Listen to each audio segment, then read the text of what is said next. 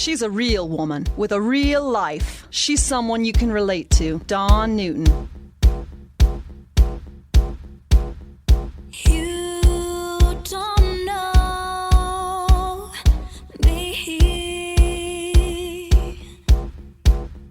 You don't know me. I can hold fire in my hand, call the rain and ride. Hey, welcome to the Dawn Newton podcast. I am your host, Dawn Newton. You know, when it comes to organizing and decluttering, it can get so overwhelming and so frustrating that we don't know where to begin. And so we don't. Well, my guests today are here to offer some pro tips and myth busters on how to achieve your dream home through the simple power of organizing. And Lightfoot and Kate Pawlowski, the mother-daughter duo, are celebrities in the organization world. Now the two are sharing their expertise in their new book, Love Your Home Again, Organize Your Space and Uncover the Home of Your Dreams. And Lightfoot and Kate Pawlowski, I really appreciate this opportunity to talk with you. We're talking today about your book, Love Your Home Again, Organize Your Space and Uncover the Home of Your Dreams. Done and done that business and what you've done and done home. I just feel like I'm talking to some organization celebrities here, so I appreciate the time. You're a mother-daughter team. You've been doing this for, well over 10 years, if not longer. How did this get started? Like, Kate, were you always, as a child, very organized? Was this something that was always in your blood? Or, Anne, was that something you instilled? Or I was always curious, how did Kate put her toys away nice and effectively and organized? My mom likes to tell a story about me that in high school I would come out of my room with a garbage bag full of stuff, and she would say, "What's in?" I'd say, "Garbage. That's why it's in a garbage bag." So I would say yes. I've always been more on the organized side, and certainly on the minimalist side of things. But we like to say that my brother is the only client we've ever had who we couldn't actually help. So it's not necessarily genetic in that way. That was probably just, I'm taking a stance. You're not going to convert me. Exactly. Well, it's funny because he's older now and now he is good at it. But as a young person, Still the last few years. he had no interest in it whatsoever. It made him anxious to get that organized. Well, and I have to tell you, and I'm sure this is something you hear all the time, and maybe you've experienced it, is, we turn around and we're like, oh my God, how did this closet get like this, or this drawer, or my office? And then it gets so overwhelming and the anxiety sets in, like, I don't even know where to begin, so I'm not. And, I think that is extremely common, and I think people do get overwhelmed. And a lot of times when people hire us, it's even, I say to them, hire us for just a day, hire a team for a day, and it will be the thing that will allow you to move forward because, as you say, it's overwhelming. Well, and I think that people think like, oh my gosh, I have to get my entire house in order. And it's like, maybe you do, but you don't have to today. Just start with one small thing, which will give you the motivation and the strength to go on to another small thing, and then something a little bit bigger. You'll build your muscle as you go. Well, and I think too, and it's in our talking points, and it's so true, is that we think we have to be color coded. We have to have the bins and the labels, and we have to look like what we see on Instagram. That dang Instagram. Love it. Yeah, right. It is not real. And I grew up in the 70s and my mom is in her mid 80s now. And the idea that somehow you would have been able to get my mom and her friends on board for color coding and organizing, whatever, it's just a silly notion. And so we try to say we don't want to make anyone's lives, especially the lives of, homeowners and parents and whatever, any harder than it already is. Their lives are fully busy with so many things, including careers besides being parents. And to make it like color-coded pressure, it's just horrible. Well, and talk about that too. Like, what are we, instead of falling trapped to that or adding that added pressure to ourselves? I mean, I've done it too, is the matching wicker baskets with the little cute labels, and they're all lined up and all the things. But if I can't see what's in it, it doesn't help me at all. So usually it's like, I need a clear thing, or just stack it nice on the shelf so I can see what's there. What are some other solutions or things that maybe we could retrain our brain to think about? The very biggest thing about organizing, like when people say to me, I find organizing very hard, and I always say it's not organizing that's hard, it's decluttering that's hard. And so if you have the right amount of belongings in your home, it will make it easier. But what that all leads to is just the idea of buying less and having less and retraining your mind in that way. And it's very hard. There's so much stuff available at very reasonable prices that you can treat yourself with a little this or a little that and bring it home. And when you train your mind to think, I am responsible for this for the lifetime of this object, it does make it less like, wait, I don't actually need another X, whatever it may be. And it's funny when people start working for us on our team of organizers, in the first year, they find themselves buying less and less, just generally in their own lives because of this, because they realize when they're helping people get rid of things, that it's very, very hard to run a home where you're constantly bringing things in. And everybody is. Like we always say, it's not big judgment on our part. We just want to help. We understand how it happens. We understand how tempting it is and how hard it is to say no. Like when you take a child with you to Target and you say no 25 times and you say yes twice. Well, and talk too about the emotional attachment. I mean, because we're talking about things, the stuff and the things, but the human, us that are involved in this equation and our emotional attachment, that I think that's probably one of the biggest, I don't know, conflicts or difficulties when decluttering or trying to organize. I think that's definitely true. And I think that whether it's, a toy that your child played with when they were little, or the sweater you wore on your first date when you met your husband, or any of the things that, humans are inclined to attach meaning to the item, I think because they, you feel like you might forget, you're going to forget the memories, you're going to forget the person, you're going to forget where you were, what you were doing. And it just makes it hard. It makes it really, really difficult to let things go. But the truth is, if the item is no longer serving you and you don't need it and you don't use it, and even if you loved it at one point, you no longer do, those are the items that are really, taking up space that you need for your current life and the life that you're living now, not, the life you're living in the past. Well, in our experience, after all these years of doing this, you learn this thing that people are basically good. They are basically trying to do the right thing. They want to practice gratitude for the gift that they were given, and they want to not waste money, even though it's already been spent. It feels like taking that next step of throwing it away, donating it, giving it to somebody else, whatever it may be, that is, wasteful. And so one of the things is practicing, like, it's already happened. The money's already been spent. In very rare cases are you going to get any money back. And so people often say, oh, I want this to go to a good home. And the retraining the brain on that one is to think wherever these things are going, if someone else can use them, that's the right home. That's a good home. So if it has any chance of going out to the universe and ending up in the hands of somebody else who could use that sweater, that chair, that toy, whatever the thing is, let it go. And the sooner you let it go, the more likely, because it's still in style or still desirable, that someone else will grab it at, Goodwill, or it will get in the hands of someone else. Well, and somebody just mentioned, as far as like your mom's old saucepan or that sweater from the first date, and it only means something necessarily to you, just for nostalgic reasons, memories. My parents have both passed. My mom passed just recently, and I have tubs and tubs of photo albums of people that I don't know who they are, but I'm like, I don't know what to do with all these photo albums. What do people do with photo albums of the past? Well, I will tell you, you are in the position, that's what we call the project for the cold winter's eve. And, right? Sitting by the fire with a cup of cocoa. Right.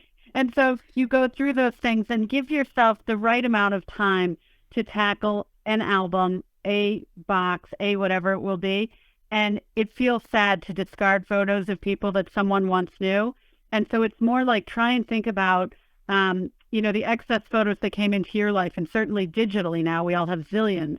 But, your high school photos or something, you get all these random photos in there, and you're willing to look and go like, yeah, these 8 have meaning. I don't even know these people anymore. And so when you think of someone else's photos, it really is that. Even the old beautiful ones, because they were better made, frankly, those beautiful black and whites. It feels absolutely terrible. But if you don't know who the people are, nobody will ever know, right? It's happened now. And with that, a bit of advice that if there are elder people in your family that can still identify people, and you want to put the names and the dates on the back of the photo with pencil, it's a good idea to do it while someone is around to help you out. I think I was looking, Anne, for permission to do exactly what you just told me to do. And it is really just, you can sit with a bag on one side and a box on the other, and put the ones that you like and want and know those people in the box, and put the rest in the bag. They are now garbage. And especially because your mom just very recently died, it has heavier emotion. And so if you say, I can't actually do this right now, you don't have to do it. Like put them somewhere where they won't get, any damp or anything in there, or, splash out for airtight bins to buy yourself the time and leave it for later and give yourself that permission as well, because it's hard what you're going through, and grief is tiring anyway. And so to then try and find the energy to do this, very, very difficult. Well, and it might be that out of an entire album, you want 5 photos. Right? And so you go, what was taking up quite a bit of space in your home doesn't need to take up that much space. Well, and if you end up with a couple photos that you can absorb into your everyday life, like I have a photo of the night my parents got engaged, and it's lovely. And when I found it, I can't remember how it came through to me, but I got one for each of my 4 siblings and had it framed because it's tiny, right? But it's something that you can just set on a corner somewhere, a dresser, a vanity, or whatever. And then you just look at it, you go, oh, mom and dad. You don't need to think about it every single minute, but to have some that you can see, right? So you don't have to feel like all of them have to stay put away for forever. I just love what you just said. That is just like giving me a big sigh of relief, quite frankly, just hearing those ideas. And I know just even we're talking about our kids' baby pictures. Do we need every single picture of, the sand castle building for... No, it's so hard, even digitally speaking. So I have a 6-year-old and a 2.5-year-old and another on the way. And if those pictures were printed that are in my phone, for God's sakes, but then you look at them in your phone and you're like, well, they're not really taking up any space, but you can't even find the good ones because there's so many random ones in there. Well, and when I was young, when, Kate is 35 and my son is 36, photos were the thing, obviously. There was no digital. And people had loads of framed photos in their homes. But weirdly, they're all just in our phone now. Like, very rarely do we go into someone's home and a lot of them actually be printed. Right? So it's gotten into this strange thing where we're really almost like hoarding them, right? We have all those photos, but we aren't really doing anything with them, which is odd. I wonder what the future will hold for all of that. When you start working with clients, what is that like, having that dialogue? Do you tell them, do they get to participate in your work, or do you tell them, they do. Take a weekend and go disappear, and when you come back, I'll have everything done for you? No, not at all. The only time we will work with clients not in the home is during an unpack. Like if we've worked with them in their previous home and then we're unpacking them in the new home and we already know them. But during decluttering, we can't decide what someone should keep or get rid of or how they want their closet to be organized because we don't know. Do they tend to wear T-shirts more, sweaters more? Like once we get to know them, it's a little bit easier to do that. And it's quite intimate and sort of magical, what the relationships that are formed. And, Kate and I used to, when we started out, we did every job. And now we have this big team of organizers. But all of our organizers are over 50, which is an interesting and odd thing about our company. When we started expanding, we thought we would hire young women because they would frankly be cheaper, but it didn't work out like that. It takes a lifetime of experience to learn how to do this and how to be there in someone else's home with their things and take good care of them and practice patience and compassion and understand that, what happens in a home is a complex thing. It's almost like its own separate entity. And so taking someone through that process of going through their things, it takes a lot, right? It takes a lot of kind of emotional strength and patience, like I said, to get the person through, but they have to make a decision. So I always say, you won't be physically tired at the end of the day, but you will be emotionally exhausted. We'll do the work for you, but right, so we're pulling boxes out. We always say like with like. So when we're doing a closet or something like that, the homeowner can do what they're doing, and then we pull everything out. So that, let's say on the bed, we have stacks of sweaters and all different sorts, and then we subcategorize. And so then they come back and they go, wait, all those black sweaters are mine, or all that, what? And then they go through and make the decisions. And we say, absolute yes, pull those out first. It's like shopping your own closet. And absolute no, let those go to the donate bag. And then you have to swing back around and make all those in-between decisions. Talk too about the philosophy of owning well. I found that really interesting. So when we started out, the first year we were doing this, like I said, when our organizers are new to us, it's staggering how much we all have, how much we don't want, what we hold. It's really just this overwhelming thing. And so in the first year, Kate and I both lived in Manhattan at that time. And, so our spaces are much smaller than they are in the rest of the country generally. Small closets, smaller rooms, whatever. And so we started thinking about, like, why are we a little bit different and how could we be different? And I lived in England for a long time, and my European friends, they purchased less than we did, but they were very careful shoppers. And so that was, of course, before internet shopping, but they would really take their time and they would make a list of what they actually needed. Like, oh, that sweater has a slight hole. I'm going to need to replace that. And they were just very careful with what they bought, but they bought the best they could afford. And that's what owning well is. So if you're thinking about something, well, I'm going to have to take care of this for the lifetime of the item. Okay, how much am I willing to spend? And then cost per wear. Is it your winter coat? Are you going to wear it all the time? Or is it just a one-off sort of dress that you're wearing for a special occasion? Is it likely to get worn multiple times more? And just think about it. Really think about what you're doing. About the book, Love Your Home Again. How do we use this? Who is it for? So, well, it's interesting. Since we wrote and got feedback on it, here's the strange thing that we've learned. We have loads of men who are fans of the book, which we did not expect at all. That was a huge surprise.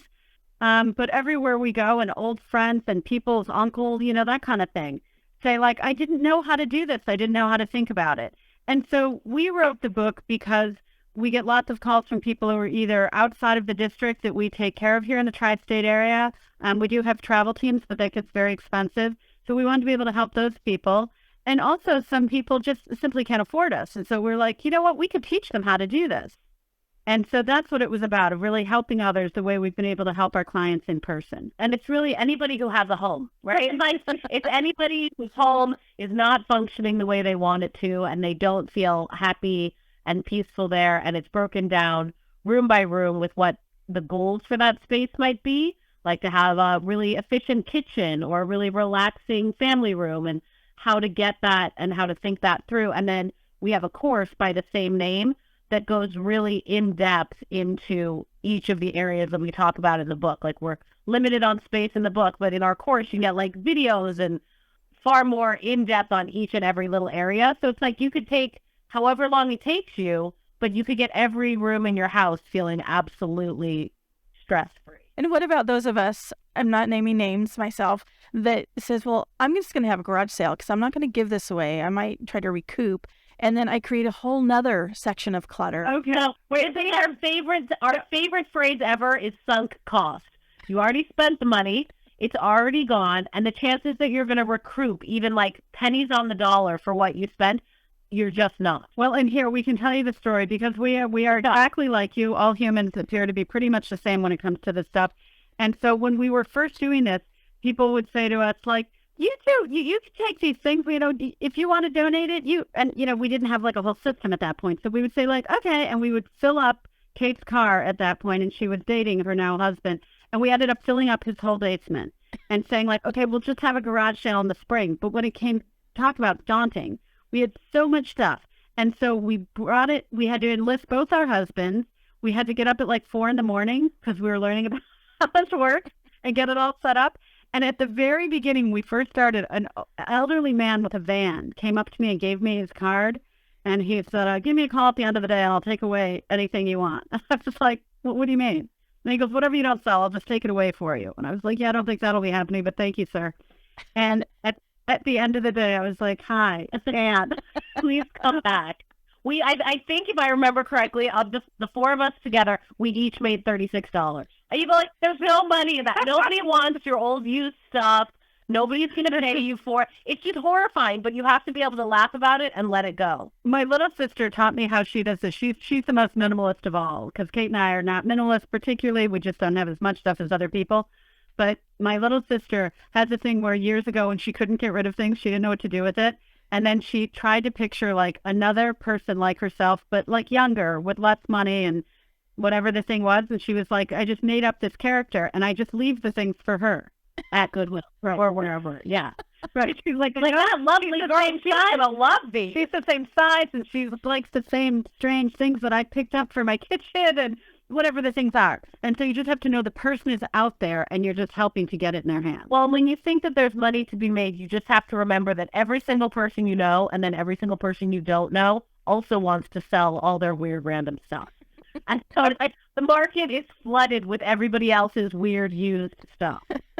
That's awesome. There's just very little money out there for it. You are so much better off just letting it go, enjoying your home, and then, as we like to say, watch the front door. Just stop buying so much. Well, and you know the things where you find, like, with the tag on it, right, where you go, I'm really the worst person that ever existed. I never even took the tags off this. I never wore it.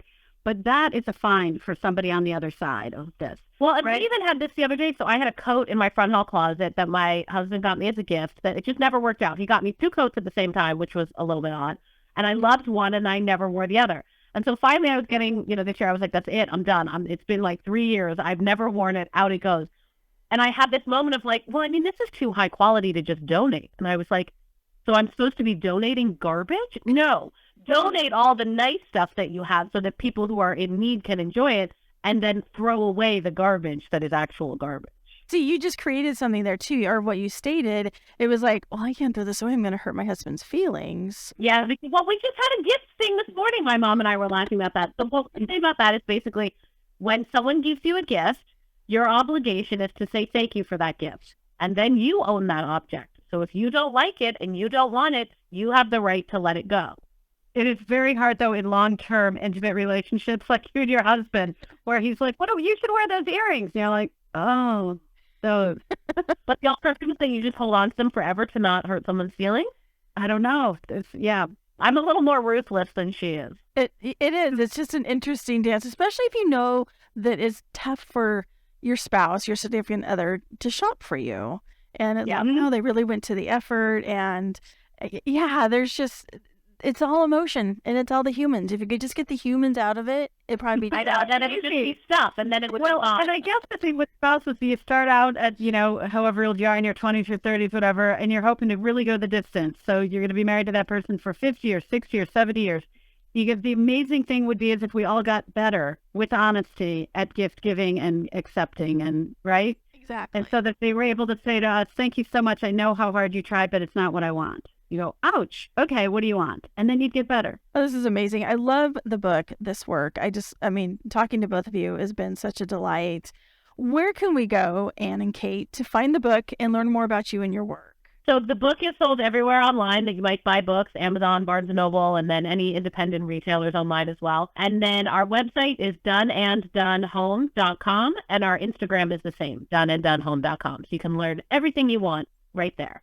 And please feel free to send us questions, right? Anybody, any of your listeners or you, we're happy to help, right? Or just say, like, this is what I'm trying to do. I got stuck with this, right? You can DM us or whatever. We're happy to help answer those questions. Well, again, I appreciate this opportunity. Thank you so much. It's been a great conversation. Thank you. Thanks so much for having us. Hey, thanks for listening to the Dawn Newton podcast, and a special thank you to my guests, Anne Lightfoot and Kate Pawlowski, co-authors of Love Your Home Again, Organize Your Space, and Uncover the Home of Your Dreams. More information about Anne and Kate's work can be found at doneanddonehome.com. And be sure and check out my website, dawnnewton.com. The Dawn Newton podcast is written, produced, and hosted by Dawn Newton.